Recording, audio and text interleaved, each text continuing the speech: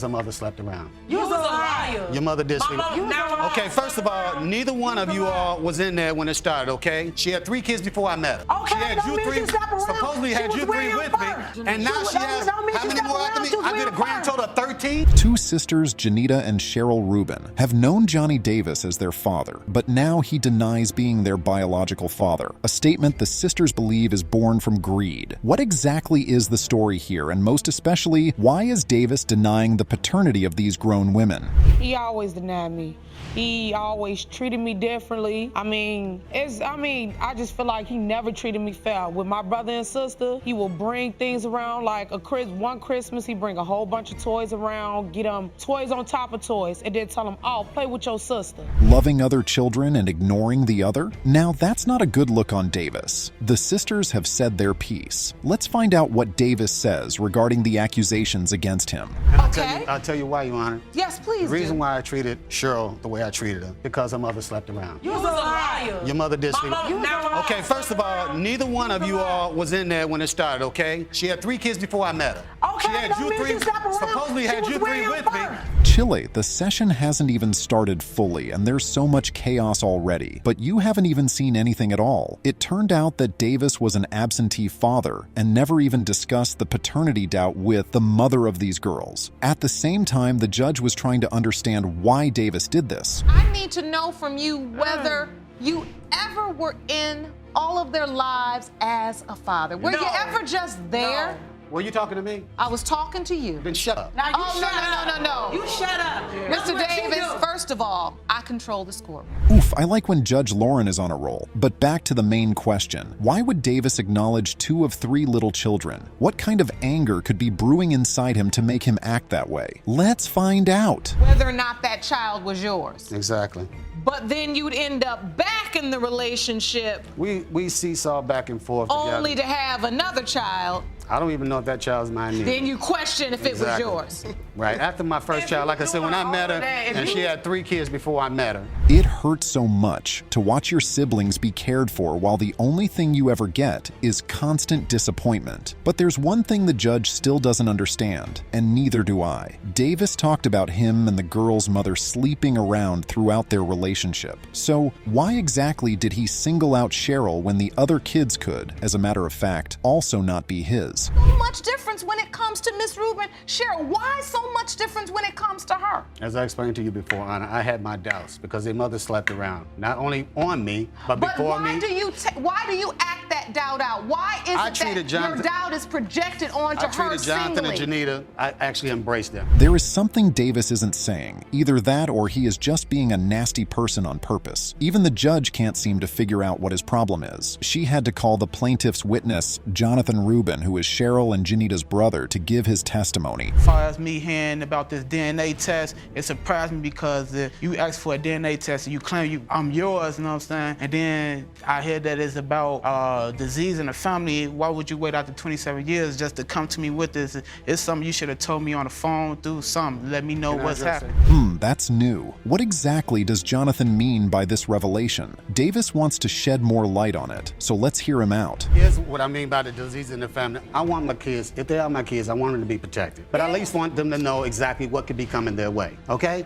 I lost my father to prostate cancer. I lost my mother to sepsis. So there are various illnesses in your family, and you are concerned. I'm concerned for my kids because, like I said, my daddy died of prostate cancer. Now, that's the problem. Davis is not bothered by any illness history. He is concerned about how being a dad has affected his pockets, especially now that he owes so much child support. Even Judge Lauren caught on after she saw his enormous debt. Is this whole issue with you and the DNA test and wanting to know whether or not you're really their father, is this really about the illnesses, or is this about this huge It's both. child support It is debt? both. It is both. It is both. Which one Regardless weigh of what the they want to most? say, Child support? and neither one outweighs the other.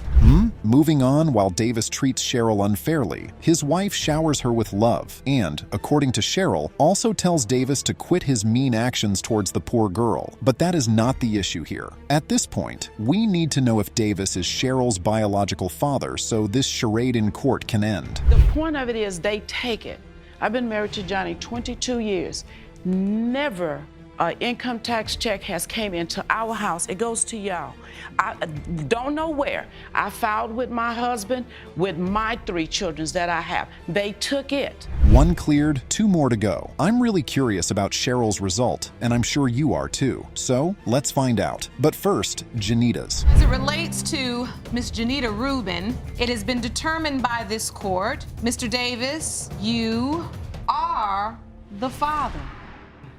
So this can be a laughing matter maybe to you, but in the case of Cheryl Rubin, this court has determined that you are her father. You already knew that. It's quite difficult to accept the paternity of a child whom you think was conceived before you met their mother. This is the situation between Burns and Jarquin, whereby the former strongly believes that the latter was pregnant before they got intimate and only wants to trap him. Burns's words, not mine. Mr. Burns, you state Ms. Jarquin was already pregnant when you met her, and that is the reason she slept with you on the first day you met, because she wanted to trap you. So, Ms. Jarquin, you say Mr. Burns has done nothing for Myvan? That is correct, Your Honor. Yikes, Burns already started on the wrong foot. It looks like he just wants to Netflix and chill and not take responsibility for whatever it results in. At this point, Miss Jarquin's brother swooped into protective brother mode, and the judge had no choice but to allow him on the podium.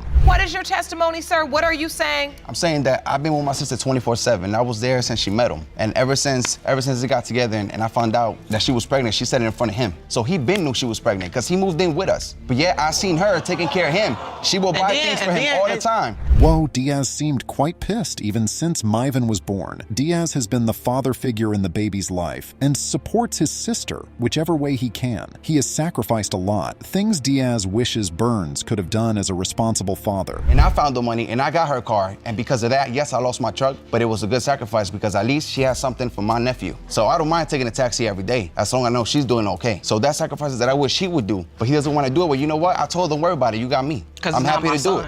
Interesting. Jarquin added that when she and Burns were first intimate, they never used protection, which Burns acknowledged. So if he knows this, why is Burns strongly denying the paternity of little Myvan? And we had sex that night, you know. All right, July 6th. You know, and everything was cool. You know, she invited me to stay. You know, I stayed, and a couple weeks later, on the 27th, she tells me that she's pregnant 3 weeks. My first thought was, dang, that was quick. You know, she must have already been pregnant. Okay, Jarquin needs to answer some questions now. How is it possible that someone she met 10 weeks prior is responsible for a 12-week-old pregnancy? Something is not adding up. However, Burns has simplified it for us by informing the court of another possible baby daddy, Jarquin's boyfriend. And plus, she had a boyfriend when I first met her. So when you first met her, she had a boyfriend? Yeah. So when you count back the 12 weeks from September 14th, 12 weeks and 6 days is pretty much 13 weeks. Right. On and on, the argument between these two continued, but it still did not make sense that Jarquin would have been 6 weeks pregnant like she said, or even 4 weeks, and Burns, who she had just met, would be Myvan's father. Due to all of these calculations, Judge Lauren accepted Burns's testimony. However, Burns still has another doubt. Let's see what it is. My other doubt is, I knew she was having other partners, sex partners, you know. How do you know this? It was 2 other guys who at the job who I know, you know, personally. I actually spoke with them too. That Who? they slept That's with what her. I want to know is They who? slept with her. Who?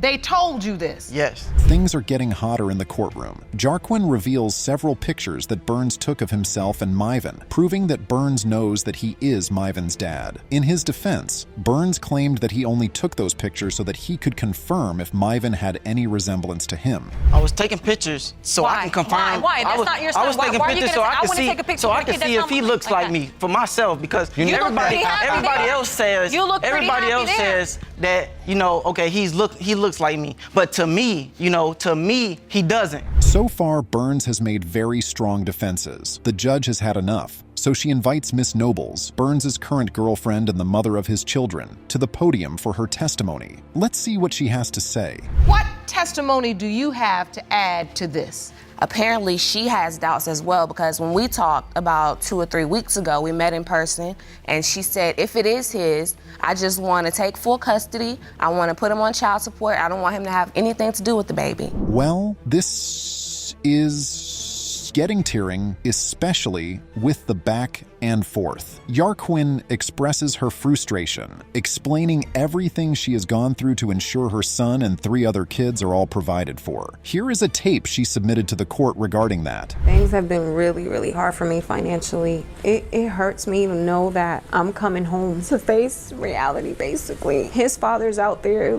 doing what he does, and I'm over here wondering, how am I gonna get diapers? How am I gonna be able to afford the milk? Am I gonna be able to get him what he needs? It is a whole lot to take care of a child single-handedly. Thankfully, the results of the DNA test are in. If Burns turns out to be Myvan's father, then Jarquin can get the proper child support her child deserves. Let's find out what these results read, shall we? Mr. Burns, you are the father.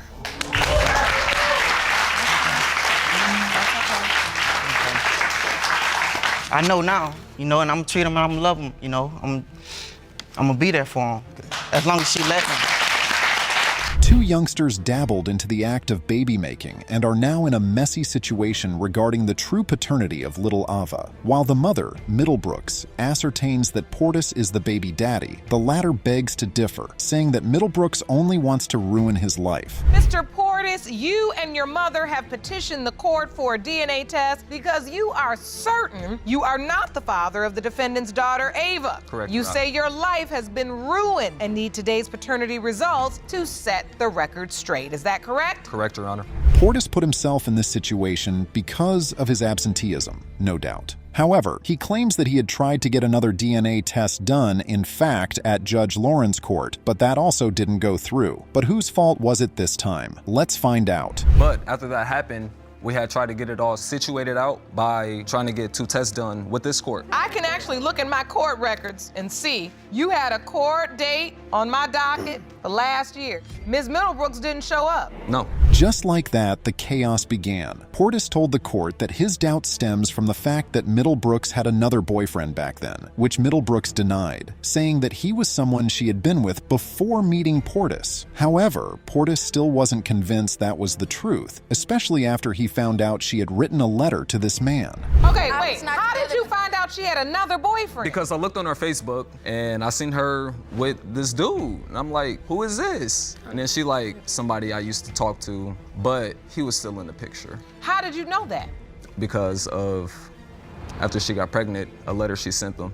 We'll slowly get to the bottom of this situation, especially after the involvement of an actual grown-up, Middlebrooks' aunt. She explains to the court how she learned about Middlebrooks' pregnancy. Here, listen to what she has to say. Your Honor, I took her to the hospital. She found out she was like a month pregnant. The other guy that they talking about, a letter did go out to him and she told him that she was pregnant and he's not the father. We didn't know anything about this guy here. We only knew about the other guy at the time. Well, that was unnecessary, but again, we're dealing with youngins here, so it's expected. Portis claims that while Middlebrooks did inform him about her pregnancy, he had doubts about being the father from the get-go. So, because of this doubt, Portis was never involved in things like doctor's appointments and was never present the day Ava was born. He had the opportunity to, but he wanted nothing to do with her. Did you go to doctor's appointment? No. He had nothing to do with the pregnancy. She wasn't communicating with my family at all. She wasn't talking to us or nothing like that. Every time she would talk to us, she would be disrespectful. Or any of that. She was not even That's the talking only to time my she would son. talk to us. Just when I thought things were getting clearer, the X popped up, and there is now another unnecessary chaos. Middlebrooks' disrespect toward Trent, Portis' mother, is becoming too much. So, the judge had to step in and address this behavior. Your son wanted nothing to do with me or the pregnancy. And all that. You do not know. You're not your son. I'm not communicating with you. I'm communicating with your son. I'm his mom, though. You're not being truthful. Ms. Middlebrooks, Disrespectful. I realize that you may not agree with Miss Trent, but you have to understand that when you are dealing with someone who's your elder, The judge asks Portis to tell the court why he never attended any of the doctor's appointments and wasn't there during the child's birth. What he had to say about that was quite shocking. Take a look at this. why didn't you go to any doctor's appointments? Why weren't you there at the birth? Why? Her ex that she was dealing with had contacted me on Facebook. And what did he say? Now I'm starting to understand what's happening here. He was What like, happened? He was basically saying like, yo, Brian, Jasmine, does she have you on child support and stuff like that? And I'm like, yeah, she does. She's been having me on child support. Things are starting to get clearer now. When Middlebrooks' aunt asked her who the baby daddy was, she told her it was the other man Portis spoke about. Worse, Portis claims that Middlebrooks told him that he isn't Ava's father, yet she was collecting child support from the poor guy. She ever tell you you were not the dad, Mr. Portis? Yes, Your Honor. She told me that I wasn't the biological father. She told me to stay out their life, don't talk to her, don't be in Ava's life, don't do none of that. I told you if you're gonna jump in and out, you might as well stay away. Therefore, I stopped talking to them, I don't talk to them, I don't do none of that. You've never even brought the baby around. But she still wanted my ching-ching from me. How is this even happening? Something is fishy with Middlebrooks because she claims that Portis is the father and is collecting child support from him. Yet she never allowed him to see the baby more than 4 times in 2 years. You would think she would feel remorse for her actions, but she is still yapping at Portis's mother. With all of this drama, there's still a very real possibility you're Ava's father. Yes. And if you're not, you may not be able to get yourself off child support because you may have waited too long. That is the court's decision. Anyway, all parties involved need clarity on whether Portis is Ava's father. That said, the next thing on the agenda is to reveal the DNA result. Let's see how that goes. Mr. Portis, you are the father. You are Ava's father. Thank you, Your Honor. That is your beautiful little girl. Appreciate it. What do you feel, Miss Middlebrooks? Can you tell me? Brown is at the court to prove he is the father of the defendant's daughter, Jira. Paternity had never been an issue for a couple of years, as Brown had always known Jira to be his little girl. However, the defendant, Miss Lever, claims Jira is not his. Why does Brown strongly believe that Jira is his? Mr. Brown, you say you have always believed you were the biological father of the defendant's daughter, Jira Lever. You have loved her and taken care of her, but now the defendant is denying you are Jira's dad. You are hoping today's results prove your case. Is that correct? Yes, Your Honor. Meanwhile, Brown tells the court that wasn't always the case. He states that at the beginning, the question of paternity was non-existent, even though several people told him that he may not be responsible for Lever's pregnancy. He never had to doubt her because, according to him, he and Lever were always together on the days that he was home. There was no doubt in my mind that Jira was my daughter. She mentioned that I had been away, okay? But I do environmental work. And so I'm gone maybe 3 to 4 weeks, and then I'm home for a week. But during the time that I'm home, Miss Lever and I were inseparable. You know, we did everything together. So that's where her doubt stems from. Lever buttresses her testimony by giving a breakdown of what she thinks was her conception period. Here, take a look. Okay, so during the time that Jira was conceived, I was dealing with a family crisis. Also, my ex was also dealing with the same crisis. And so during that time, we bonded and we kind of rekindled things, and that's the time in which Jira was conceived. Things are about to get messy here, but let's move forward. Brown tells the court what transpired on the 4th of July, a day Lever vividly remembers. However, she is still adamant that Jira is not Brown's daughter. And you remember that specifically? Yes, ma'am, she does too. And Miss Lever? Yes, ma'am. You say, but Ms. Lever says she was having sex with her ex inside the hospital. In July? When I got conceived, yes. Anyway, Brown reinforces that he was never away the entirety of July 2011, debunking Lever's assertion. He claims he was around initially and only left for a few days between mid-July and the end of July. Yet, again, Lever disagrees with him. Any part of that time in July were you away? I mean, maybe after, because like I said, I go to work, and then I come home for like maybe 7 days, maybe 10 days, and then I'm back off. So during the time that I was there, we were intimate maybe the whole time I was there. But of course, maybe the middle of July or towards the end of July.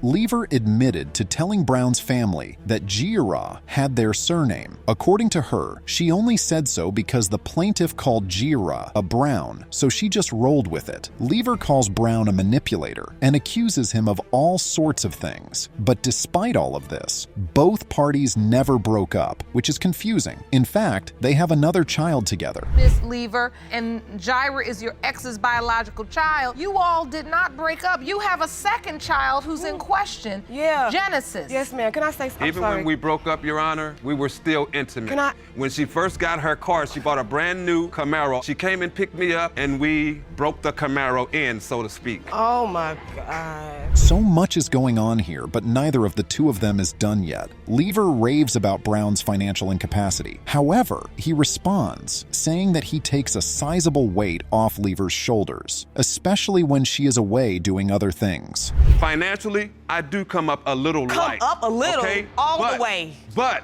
if you remove the finances, I take care of those children. I pray with those children. I help those children with their homework. I bathe those children. I get the children dressed. I take them to school. She don't do none of that. Well, it turned out that Genesis had no name listed as her father, but the surname Brown Lever. But whether or not the kids bear Brown's surname, Lever's issue is that Brown has never made attempts to leave her house after 8 years, something she badly wants him to do. As I look at this birth certificate, Genesis Summer Lyric Brown Lever. And Jaira's supposed to be the opposite. That's what you want. That's not what I wanted. So wait a minute, Miss Lever, you did give Genesis his last name. Yes, ma'am. As I believe that he is her father, but it is a possible doubt. Whew, that was a lot. These two have so much that they either need to work on together or go their separate ways forever. This chaos should not happen before the kids, or it'll affect them negatively, just like Judge Lauren said. I can't solve all of your relationship issues in this hearing. What we are here for is for the children. Yes, ma'am. Genesis, Jaira, and most importantly, here to try to establish who their father is. Yes, Your Honor. They deserve to know that. It's about time. Since these two started giving their testimonies, there has been nothing but argument and disorder. But at last, we have the DNA result to put it all to an end. If you're curious about what the results say, stay tuned, and you'll find out shortly. Mr. Brown, you are the father. That's your little girl. Now, with respect to Jaira, Ms. Lever, you say he is not the biological father. Mr. Brown, you say you are. The results. Mr. Brown, you are not the father.